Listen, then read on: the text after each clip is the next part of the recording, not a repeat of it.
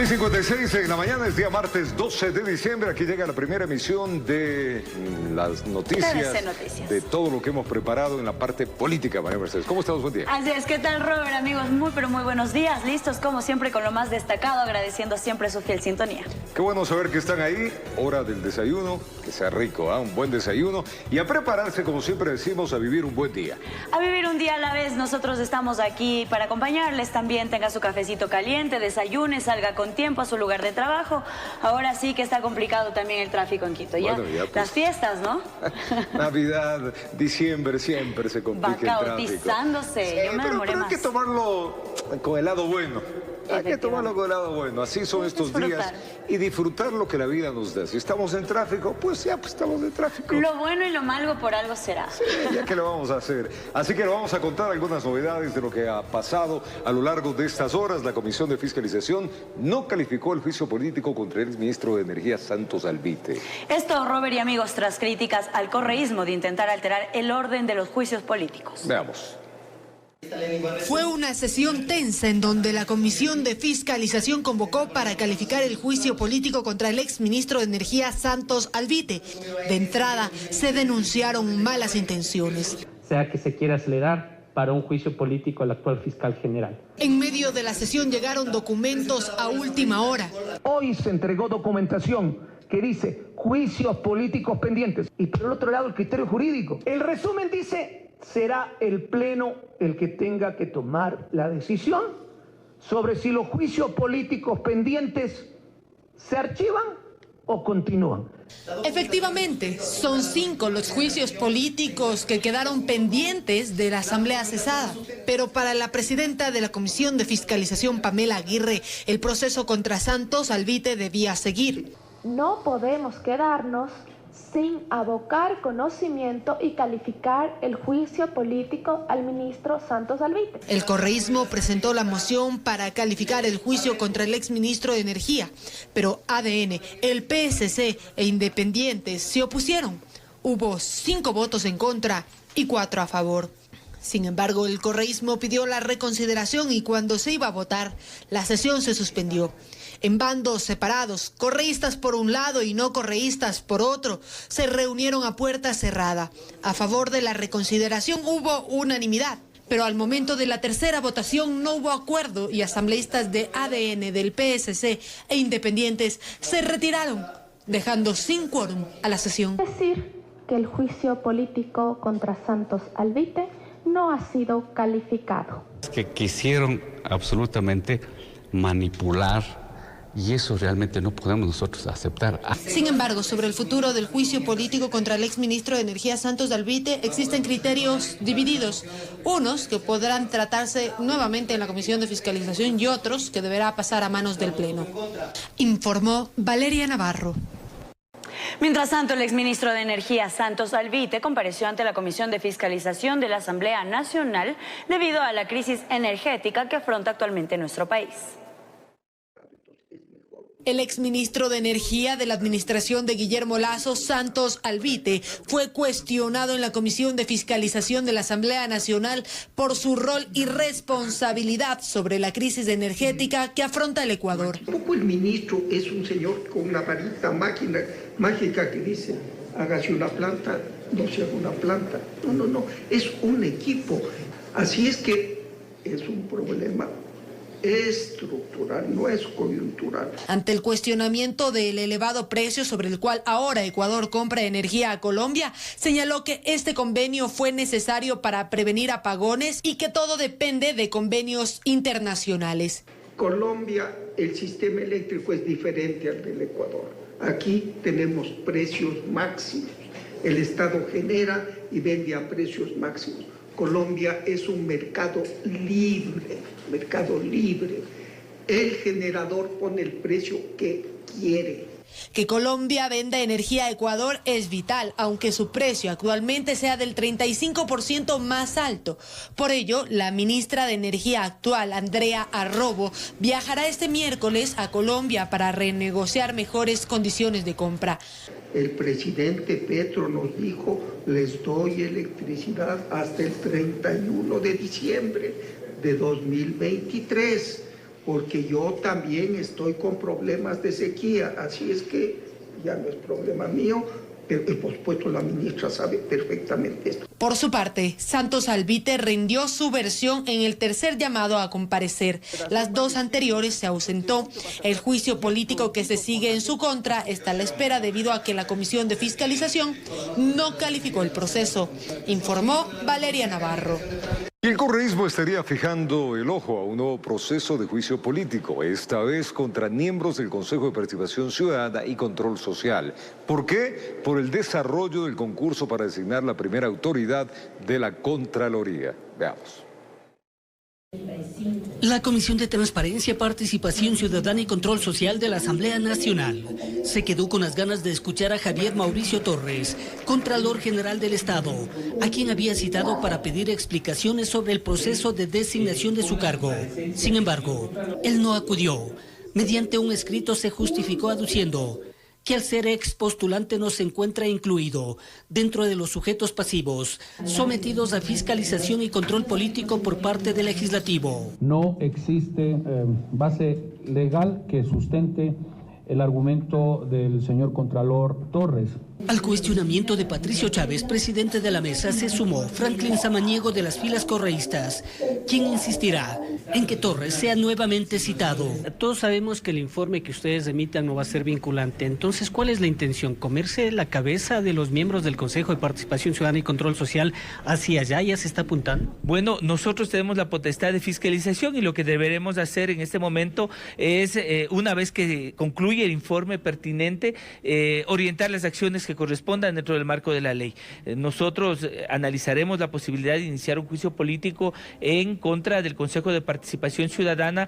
El que sí estuvo presente fue Marco Antonio Chalco, quien ocupó la presidencia de la Comisión de Selección del Contralor.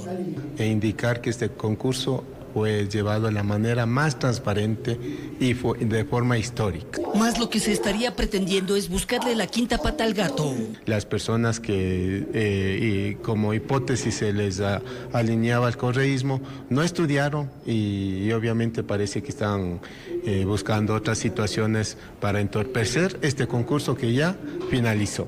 Lo cierto es que Torres desde su despacho frente a la Asamblea estaría tranquilo, ejerciendo el cargo, informó Héctor Romero. Este martes será el primer debate del proyecto de ley orgánica de eficiencia económica y generación de empleo. Al respecto, Pachacutic anuncia que llegará con una nueva propuesta para que tanto pequeños agricultores como también los emprendedores se beneficien de la condonación de deudas en la banca pública y no solo en los grandes deudores.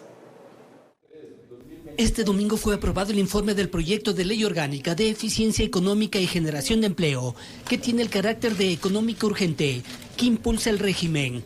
Y para este martes en horas de la tarde ya consta será el primer debate. En la asamblea diferentes organizaciones políticas aplauden que varias de sus sugerencias hayan sido acogidas. Es el caso de la Revolución Ciudadana. Una de nuestras preocupaciones era cambiar la modalidad de los derechos laborales o cómo se los concebía en las zonas francas y en las zonas francas uniempresariales o unipersonales. Esa es una de las cosas que planteamos desde el inicio y se han acogido. Es decir, se respetarán, no habrá una modalidad distinta en estas zonas para los trabajadores y las trabajadoras. Y lo que hemos dicho es que no se ponga una edad tope para generar el empleo joven. Es decir, que no sea únicamente un empleo de 18 a 29, porque ya entonces el de 30, ¿no?, también tiene derecho a trabajar. O quien tenga 31 o 32 y esté contratado en una zona de esas características debería ser despedida entonces. Lo que tiene que hacerse y lo que hemos sugerido es que se ponga desde una edad pertinente y no se ponga un techo. Desde Gente Buena resaltando beneficios que llegarían a gran parte de los ecuatorianos. Se ha hablado de que ya se eliminó el artículo en el que se decía que cuando alguien quiere vender una propiedad tiene que pagar un impuesto y eso va al común y corriente de los ciudadanos. Pachacutic no del todo conforme, pretenderá llegar con una nueva propuesta. Vamos a proponer, entre otros, cuál es el aporte, por ejemplo, para los pequeños agricultores, para los emprendedores. ¿Por qué no se piensa en ellos, en perdonar las deudas que lamentablemente tienen, por ejemplo, con la banca pública, entre otras alternativas? Creemos que sí, hay que, si queremos realmente disminuir la brecha fiscal existente ahora, debemos empezar cobrando a todos los grandes deudores que a lo largo de la historia han venido siendo perdonados. Temas económicos que sobre la marcha se irán tomando correctivos. La voluntad de la presidenta de la comisión y de los integrantes para poner ciertos requisitos para la remisión tributaria. Es decir, que no sea una hoja en blanco, entendemos que hay una crisis en este momento, pero que no sea una hoja en blanco para que los que nunca pagan el peso de la crisis o la cargan sean justamente los beneficiados. Cambios de reformas económicas que hasta el 27 de este mes deberán estar aprobados o no, informó Héctor Romero. El presidente de la República, Daniel Noboa, reemplazó a 4 gobernadores que él mismo lo designó la semana pasada. ¿De quiénes se trata? Vamos a contarles en la siguiente nota. El pasado 4 y 5 de diciembre, el presidente de la República, Daniel Noboa, designó a 18 gobernadores, pero a una semana su decisión cambió, con 4 de ellos. Sin explicación alguna, el primer mandatario decidió cambiar a los funcionarios de las provincias de Los Ríos, Napo, Santo Domingo y Loja.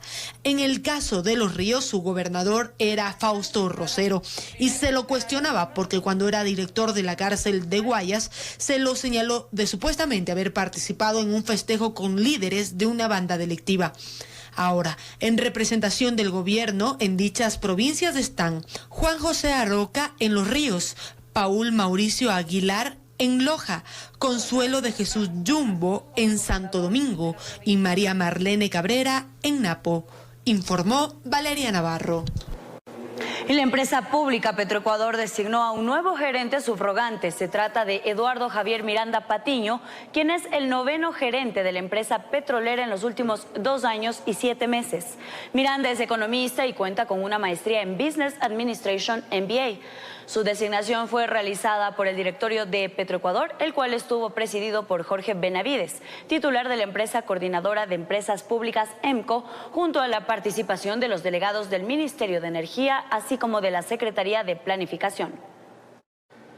7:08 en la mañana, el Estado ecuatoriano estaría incumpliendo varios principios y recomendaciones. Es la de la Convención sobre los Derechos de Niños, Niñas y Adolescentes. Un informe detalla múltiples violaciones y agresiones, estas registradas contra 4 menores de edad en este 2023. Un informe publicado por la Fundación Desafío y la Coalición Nacional de Mujeres revela que Ecuador atraviesa su peor crisis de violencia contra niños, niñas y adolescentes en toda su historia. 184 niñas y adolescentes han sido víctimas de femicidio. Entre 2014 y septiembre de 2023 se puede identificar que 1.648 niños y adolescentes quedan en situación de orfandad producto del femicidio. El informe sostiene que diariamente se reportan 14 denuncias de agresiones sexuales contra niños, niñas y adolescentes, y hay varios casos de menores de 8 años que han resultado embarazadas a causa de una violación. Aproximadamente 3.000 niñas al año paren producto de violación en nuestro país. Más o menos esta cifra permanece constante. Se han identificado dentro de los centros de salud 611 casos de niñas que llegaron en una circunstancia de aborto al Ministerio de Salud Pública. La violencia criminal también tiene un apartado en este documento, el cual indica que miles de menores son reclutados anualmente por bandas criminales. El crimen organizado está utilizando justamente a estas niñas con fines de explotación sexual, con fines de trata, pero también, ¿no? Sobre todo los jóvenes, ¿no? Como sicarios. Finalmente, exhortan al gobierno de Daniel Noboa a fortalecer con recursos, políticas públicas y estrategias de prevención a estos grupos vulnerables. No solamente es una cuestión de resistencia, sino de reclamo activo, ¿no?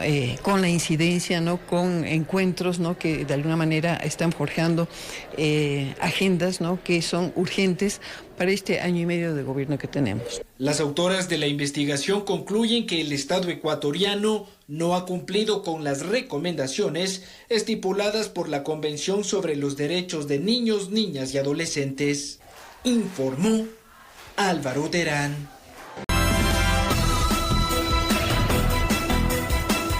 7:15, nuevamente con ustedes para contarles que la Central Unitaria de Trabajadores exige garantías para la seguridad de los profesionales que también son extorsionados, así como el pago de la deuda que tiene el Estado con el IES, que hasta el momento superaría los 13.000 millones de dólares. Ellos solicitan una audiencia con el presidente de la República, Daniel Noboa. El gremio de los trabajadores hace su primera aparición tras la posesión del nuevo gobierno. Dicen que ya no aguantan más las vacunas ni los apagones. Que a la final lo raptan al señor que tiene un poco más de recursos o al empresario, sino que ahora se toman y asesinan a los choferes, a los pescadores, a los compañeros jubilados, al trabajador de a pie. Apuntan también la insostenible situación en las escuelas fiscales. No solo es la extorsión, sino el abandono en infraestructura y material académico. En la zona 8 casi el 74% de los establecimientos están en pésimas condiciones, mi señor periodista. Y la infraestructura que tienen es pésima. Hablan además de la seguridad social, que continúa la escasez de medicinas, citas médicas para los próximos meses y el pago de una deuda creciente. 13.500 billones, pero aparte de eso nos obligan a comprar a través del BIES bonos del Estado porque tienen mayoría en el Consejo Directivo del BIES, el Estado, no estoy hablando del gobierno, y tienen 11.000 millones de dólares más invertidos en bonos. Sobre los cortes de energía, creen debe haber una solución a corto plazo, pese a una herencia comercial que achica el margen de maniobra. Y no solo es grave en el sentido de que nos quite la energía, es grave porque Colombia nos está vendiendo la energía hasta en 57 centavos, que prácticamente está destruyendo la parte financiera de las empresas distribuidoras también. Por esto y más, afirman, han pedido una audiencia con el presidente, de ser posible, cuando vuelva a Guayaquil. Informó Jorge Escobar.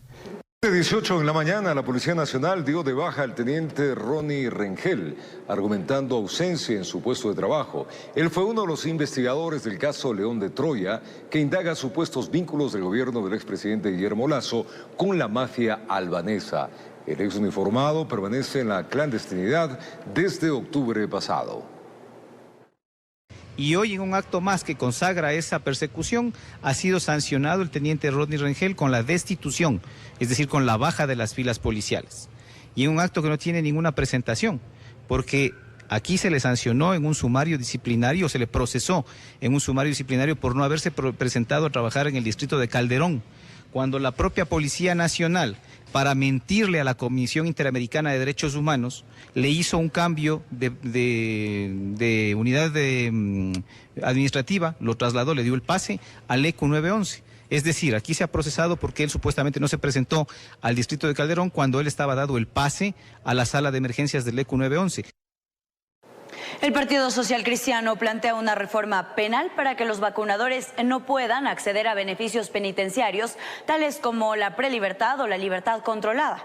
Asimismo, que los funcionarios públicos sentenciados por delincuencia organizada no puedan volver a ejercer un cargo. En enero, la Asamblea aprobó un aumento en la pena de la extorsión a través de las vacunas a locales comerciales, a 10 años de prisión. Pero la inmunización delictiva no para y el PSC ha planteado que los infractores no puedan acceder a la prelibertad. Las cárceles no son hoteles para que entren y salgan los delincuentes. Tienen que cumplir una pena y además tienen que ser centros de rehabilitación. Digámoslo con claridad, que eso es lo que se ha perdido. Esa es la queja fundamental que yo tengo. Antonio Gagliardo explica que esos beneficios hoy solo están proscritos para delitos de corrupción, sicariato y femicidio. Para que los que cometen ciertos delitos sepan que aunque se porten bien en la cárcel, aunque hagan cursos seminarios, no van a poder salir. Deberían haber cárceles donde estén los que no pueden tener rebajas penitenciarias y otras los que sí, porque es una mezcla peligrosa. El presidente de la Asamblea agrega que el proyecto de su bloque aspira además a inhabilitar a los funcionarios públicos sentenciados por delincuencia organizada. En la consulta popular de Lenín Moreno en el 2018, que ya incluye esa prohibición, pero en casos de delitos contra la administración pública, presidente. Claro, es que una cosa son los delitos contra la administración pública, otras cosas pueden ser los delitos de lesa humanidad. Son dos cosas diferentes, ¿no? Entonces, esto complementa lo que estuvo aprobado anteriormente. Tampoco quieren que los vacunadores accedan al procedimiento abreviado establecido en el COIP. La persona, si reconoce que ha cometido el delito, obtiene una pena que puede ser el tercio de la pena máxima. El tercio. Entonces, si por ejemplo es 10 años, puede quedarse con 3 años, 3 meses de cárcel o 4 meses. Entonces, lo cual no es justo. El proyecto es parte de un paquete de 39 textos que fueron unificados en el CAL para aplicar mano dura e impedir la liberación de peligrosos delincuentes antes de lo previsto, informó Jorge Escobar. Contarles ahora que cientos de venezolanos decidieron huir de la provincia de Tungurahua tras las amenazas recibidas por varios colectivos, quienes exigen su salida del territorio, acusándoles de ser los responsables del incremento de la violencia e inseguridad. El gobierno ecuatoriano y varias organizaciones de derechos humanos se pronunciaron sobre estos eventos. El brutal asesinato cometido por un ciudadano venezolano en Pelileo desató una ola de xenofobia y violencia en la provincia de Tungurahua. En marchas y concentraciones, cientos de habitantes exigen la inmediata expulsión de los migrantes. La Federación de Juntas está presente y tiene 72 horas para irse venezolanos de aquí de Pelileo, bien clarito. El gobierno ecuatoriano y varias organizaciones rechazaron este tipo de acciones e hicieron un llamado a respetar los derechos de la población en situación de movilidad. El gobierno actual ha ya emitido un comunicado haciendo eco de no estar de acuerdo con este tipo de actos, que son definitivamente actos de odio contra una nacionalidad en particular. La legislación ecuatoriana contempla los discursos de odio como un delito sancionable penalmente, con procedimiento penal y que puede de alguna u otra manera llevar a penas privativas de libertad, entre 1 a 3 años. Sin embargo, este anuncio no le ha devuelto la tranquilidad a varios venezolanos, quienes aseguran sentirse excluidos ante las peligrosas generalizaciones de algunos sectores de la sociedad. La violencia puede venir de cualquier individuo, que puede ser de cualquier nacionalidad. Así como estamos nosotros, estamos haciendo lo bueno y que estamos trabajando. Hay otros que tienen contramente de hacer lo malo y es lo que, por eso es que generalizan, pues. Y lamentablemente pagamos todo, ¿cómo es que dice? Pagamos justo por pecadores, pues. En Venezuela también hay ecuatorianos. Y hay buenos y malos, como en todos los países. Hay analistas quienes creen que la percepción de inseguridad causada por la migración podría encontrar algún tipo de respuesta en la llegada al país de algunas organizaciones criminales de origen venezolano. Aquí están los hijos de Chávez, los gatilleros del Huila, los 300 del Diablo, por citar algunas de las bandas que están operando a nivel regional y que también Ecuador estaría inmerso dentro de ese desplazamiento a las mismas, ¿no? Esta visión no es del todo compartida por especialistas, quienes aseguran que menos del 1% del 500.000 de venezolanos que viven en Ecuador están detenidos por cometer algún tipo de delito. Informó Álvaro Terán. En otro tema, Petroecuador informó que a partir de este 12 de diciembre el precio de la gasolina super se reducirá en 60 centavos. Esto debido a una caída en el precio internacional del petróleo, que actualmente está a menos de $70 por barril. Con esta reducción, el galón de gasolina super se podrá adquirir en estaciones desde $3.61, esperando que este segmento se recupere frente a la comercialización de otros combustibles que son subsidiados por el gobierno. 7:25. Estudios realizados por laboratorios ecuatorianos confirmaron, ojo con esto, la presencia de metales en canela en polvo que era utilizada para la elaboración de alimentos en el país. El estudio tomó muestras de cereales, productos de panadería y papillas de fruta. Aquí un informe.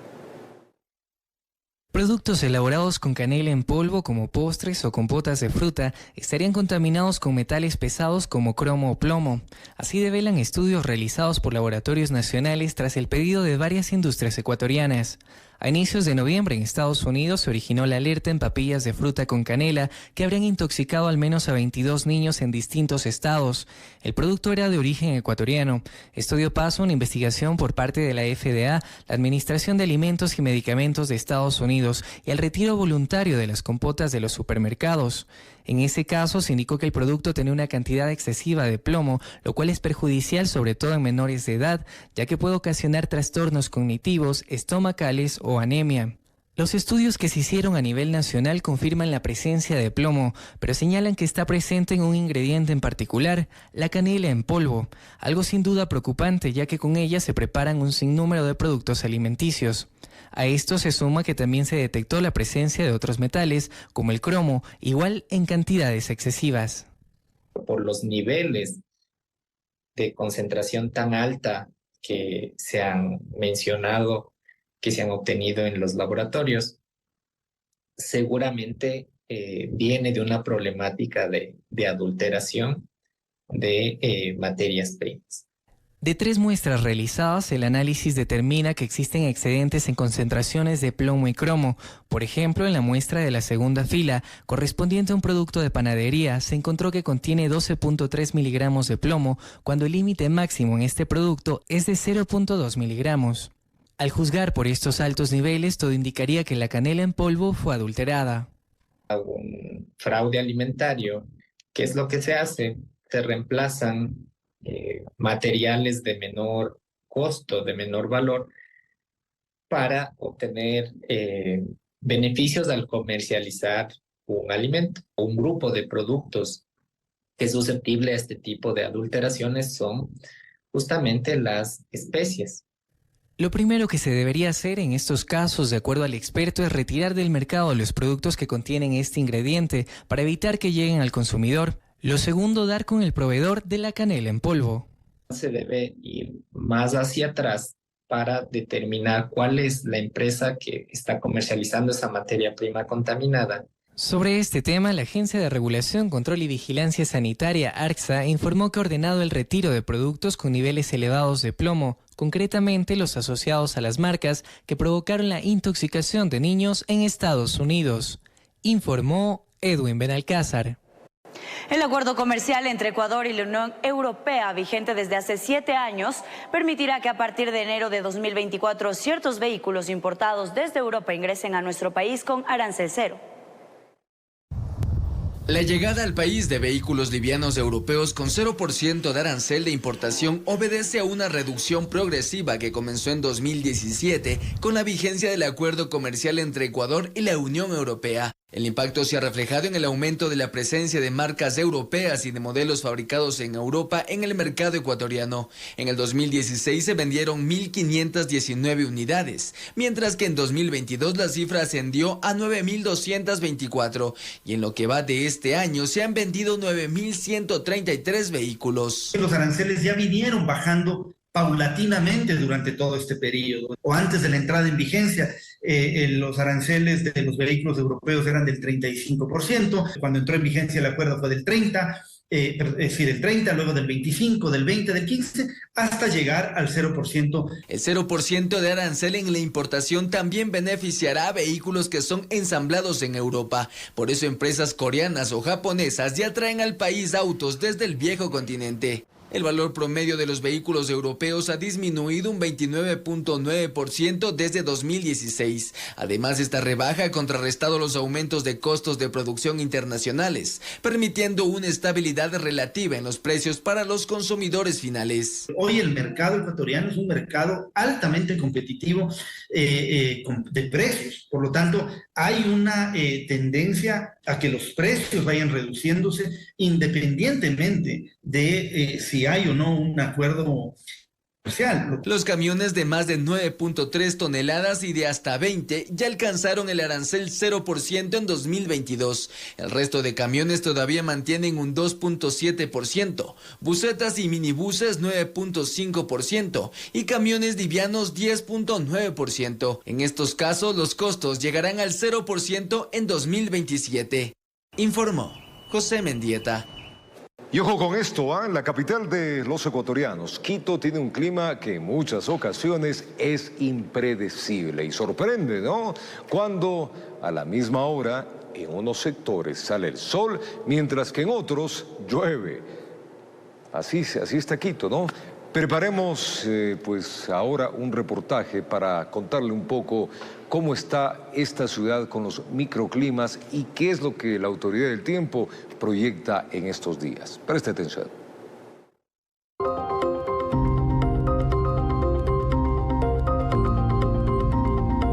Una Unas imponentes nubes grises y oscuras se alcanzan a ver acercándose al sur, pero al girar un poco la cabeza, un sol resplandeciente acompañado de un cielo azul celeste se dejan ver al norte. Es la misma hora, es la misma ciudad, pero el clima es diferente. Así es Quito, la ciudad del sol de aguas, la ciudad de los microclimas. Cada sector tiene su microclima por la orografía, por dónde está ubicado, porque Quito está de 2000 a 3000, entonces cada sector está en su altura. Entonces por esto, y estamos rodeados de la cordillera oriental y la cordillera occidental. Quito está prácticamente encerrado a cada lado por inmensas cordilleras.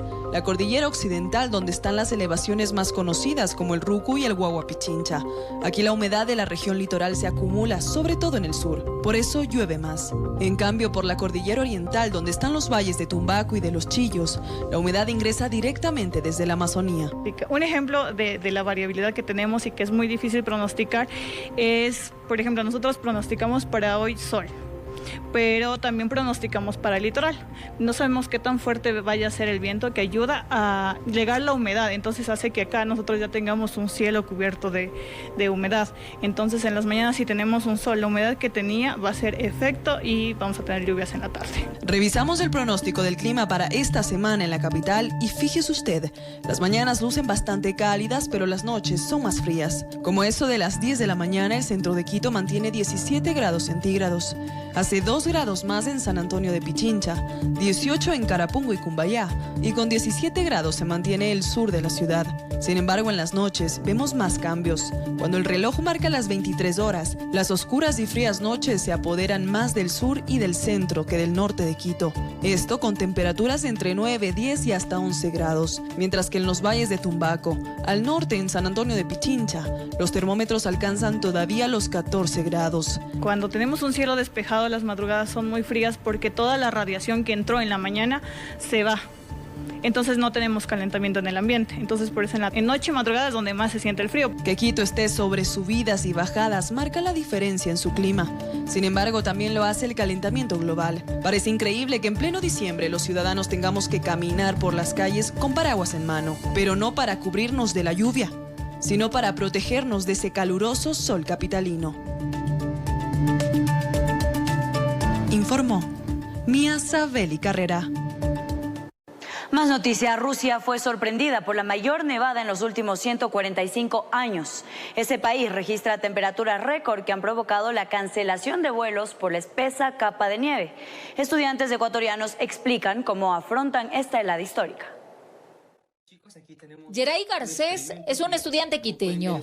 Desde Kazán, Rusia, nos envió este video. Colocó agua en un globo y después de unos minutos lo cortó. El resultado, agua congelada. Pues prácticamente la podemos decir que ya hay un poquito de agua por ahí, ¿no? Pero miren, ya está sólido, o sea. Y esa es tan solo una pequeña muestra. Las calles de ese país lucen así, cubiertas de nieve y las temperaturas bajan, aún más cuando está nevando. Esa nación padece un intenso invierno con temperaturas de hasta menos 58 grados. Yeray nos cuenta lo helado que está el clima. Estamos con temperaturas bastante conflictivas en estos momentos, temperaturas de menos 30, sensaciones térmicas de menos 40. Estudia negocios internacionales, se traslada a la universidad todos los días y corre el riesgo de morir por hipotermia si es que no se abriga bien. Por no salir con los abrigos adecuados, con los guantes, me quemé las manos. Estaba cargando unos botellones de agua encima también y pues me cayó agua y encima estaba a menos 10 grados y pues tuve unas quemaduras. Los vehículos están cubiertos de nieve. La espesa capa alcanza incluso el medio metro, por lo que los servicios de limpieza trabajan contra el tiempo para que la gente se pueda movilizar. Hay que salir bien abrigados, explican otros ecuatorianos. Estuve casi por alrededor de 2 horas afuera y recuerdo que mis pies estaban tan fríos que ya no los sentía. Eric estudia un PhD en ese país y señala que las heladas también ocasionan pérdidas. Y los teléfonos, debido a la baja temperatura, también sufren un poco cuando están al aire libre, entonces se te apagan. En Rusia, los ciudadanos cuentan con un sistema de calefacción para mantener la temperatura. Unos 6 meses estarán sin sol. Hace algunos días se registró la mayor nevada en los últimos 145 años. Informó Marilyn Jaramillo. En el kilómetro 9 de la vía Papayacta, sector de Maloluco, un tanquero perdió pista y terminó al costado de la vía. La Policía Nacional y bomberos de Quito ya se movilizaron en horas de la madrugada hasta este lugar para atender la respectiva emergencia. Ahí una persona resultó herida y hasta el momento las autoridades continúan realizando las respectivas labores de limpieza para restablecer el tránsito normal en la zona. El siniestro en la calzada, pues producto del mismo, hay un derrame de derivados de petróleo. Vamos a contarles ahora que 4 niños muertos y 2 adultos heridos es el saldo de un hecho violento perpetrado en el Guasmo Sur. Veamos los detalles de este execrable hecho. Veamos. Silencio total se registró en la cooperativa Guayaquil del Guasmo Sur, luego del estruendo de la ráfaga de disparos que dejaron gravemente heridos a los miembros de una familia. Ellos habrían sido trasladados a una casa asistencial en varias ambulancias, conociéndose después que los 4 menores de edad fallecieron y que los adultos, es decir, sus padres, eran atendidos por lesiones en sus cuerpos. Un gran número de policías preventivos, tácticos, investigativos y de inteligencia llegaron al lugar a tomar procedimiento. Quisieron sacar versiones del hecho violento, pero ni los seres queridos de las víctimas ni los moradores del sector quisieron colaborar en la indagación. Sin embargo, los primeros indicios policiales revelan que al parecer los integrantes de la organización delictiva que cometió el hecho violento se equivocaron de domicilio. Sus blancos habrían sido los habitantes de la casa de al lado. Esta última vivienda fue allanada por los agentes del orden. Según lo percibido, era utilizada para la venta de droga y explosivos. El jefe del Distrito Sur estuvo en la escena, pero indicó que no tenía autorización de sus superiores para hablar. Informó Maite Morán. Qué lamentable ver en los sectores del país, en el Guasmo, allá en Guayaquil, todos estos hechos que lo que hacen es enlutecen a familias, crean más ambiente de inseguridad. El país está sumido en este tipo de desgracias, porque son desgracias que lamentablemente lo que ocasionan es una inseguridad global, donde vemos que bandas, cada una de ellas, de una u otra forma, tratan de tener su propio territorio. Y dentro de ese territorio se pescan heridos, niños, que es lo de lamentar, adultos que pierden su vida y con eso la desprotección de la familia. Ahí hay que trabajar de fondo en esto para lograr erradicar y tener ciudades tranquilas, ciudades donde tengan educación y el derecho a libre caminar sin este tipo de noticias que son lamentables. Así que en un momento más estaremos desde ese punto, estamos preparando nuestros equipos para salir ahí desde la ciudad de Guayaquil, pero por lo pronto en el sector de Carapungo, agentes del grupo GEMA capturaron a 2 presuntos narcotraficantes y decomisaron un arma de fuego, mientras que en Esmeraldas, agentes antinarcóticos decomisaron más de 600 kilos de marihuana. Otros hechos que hay que controlar. Veamos. En el ingreso a la ciudad de Esmeraldas, en el sector de San Mateo, agentes antinarcóticos que realizaban acciones investigativas, al parecer fueron identificados por quienes viajaban en esta camioneta y antes que les caiga el peso de la ley, prefirieron abandonar el vehículo que estaba cargado con 638 kilos de marihuana. Estamos realizando operaciones antinarcóticos y que han acumulado en lo que va del año cerca de 10 toneladas de droga ya aprehendida. Los policías se toparon con la sorpresa que la camioneta de cabina simple estaba reportada como robada, es decir, la utilizaron para transportar drogas que aparentemente pretendían introducirla al interior del país. Estiman que sacaron del mercado más de 1.200.000 dosis. Esta droga estaba siendo introducida hacia el centro del país. La misma pertenecería a uno de los principales grupos de delincuencia organizada que operan en zona de frontera. Mientras en la capital, en el sector de Carapungo, policías del grupo GEMA que realizaban un operativo de control de vehículos se toparon que 2 sujetos a bordo de 2 motocicletas hicieron caso omiso a la orden de detenerse.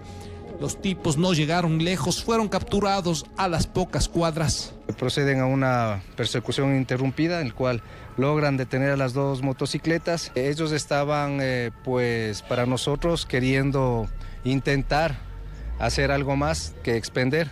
El operativo permitió el decomiso de varios gramos de marihuana y cocaína. Además, uno de los extranjeros cargaba un arma tipo revólver con su respectiva munición y las dos motocicletas ingresaron en cadena de custodia. Los dos son de nacionalidad venezolana y estamos ya con nuestro similar, pues, verificando si tienen antecedentes penales. Dos casos vinculados al microtráfico de sustancias sujetas a fiscalización. En Quito informó Iván Casamen.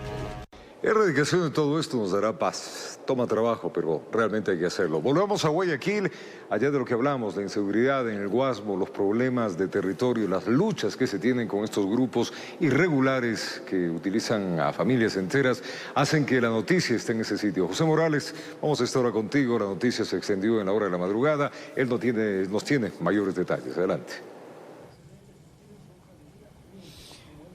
Gracias, compañeros, amigos televidentes. Sí, nos encontramos desde la cooperativa Guayaquil, esto es en el Guasmo, sector sur de la ciudad de Guayaquil, donde lamentablemente la noche de este lunes se dio una acción violenta que cobró la vida de 4 menores de edad, niños que se encontraban en el interior de este domicilio en compañía de sus progenitores, la mamá y el papá.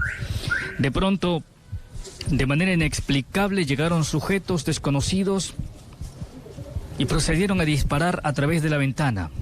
Varias detonaciones, varios disparos, como ustedes pueden observar, la huella a través del paso del proyectil que dejó en el vidrio, en las ventanas. Esas detonaciones, esas balas, terminaron penetrando en los frágiles cuerpos de aquellos 4 menores de edad. Hablamos de niños, una bebé de apenas 6 meses de nacida, su hermanito de 3 años, otra hermanita de 5 años y la mayor de todos, que apenas tenía 7 años de edad. Ellos fueron las víctimas de esta acción que se produjo alrededor de las 21 horas, entre 20 y 21 horas de la noche de este lunes. Un hecho que deja consternados incluso a los habitantes de este barrio, porque nadie se explica qué pasó, qué ocurrió. Los padres de la niña tampoco son personas que cuenten con antecedentes y además en el barrio reconocen que no se les conoce alguna actividad ilegal o irregular. Lo cierto es que estos sujetos llegaron y procedieron a disparar. Aparentemente se habrían equivocado de domicilio, se habrían equivocado de vivienda. Nadie sabe hasta el momento. No hay una versión oficial que nos permita conocer más detalles en torno a esta situación. Lo cierto es que después de este ataque armado, los 4 niños recibieron los impactos en sus cuerpos porque ellos se encontraban jugando en esa zona, en ese espacio de la sala, cuando llegaron los tipos y atacaron. La madre de aquellos 4 niños también permanece, hasta el momento de lo que tenemos información, grave en una casa de salud, porque ella también recibió varios impactos. El padre de las niñas, en cambio, recibió heridas leves, raspones de las balas que también lograron alcanzarlo. Así está la situación, la realidad en el puerto principal en la ciudad de Guayaquil. Nos toca levantarnos, despertarnos con estas novedades, con estas noticias. Nos toca transmitir para ustedes en medio de lo difícil que resulta conocer estos temas, pero nos toca transmitirlos, porque es lamentablemente esa realidad por la que estamos atravesando en nuestro país. Esperemos que en las próximas horas la Policía Nacional logre dar con el paradero de los causantes de este crimen, con el paradero de los asesinos de estos 4 menores de edad, 4 hermanitos y también con las heridas de gravedad que hoy la madre de ellos, una joven de 24 años de edad, también recibió y por lo cual se encuentra en una casa de salud también en estado de gravedad. Compañeros, ustedes desde la capital ecuatoriana continúen con el desarrollo de más información. Adelante.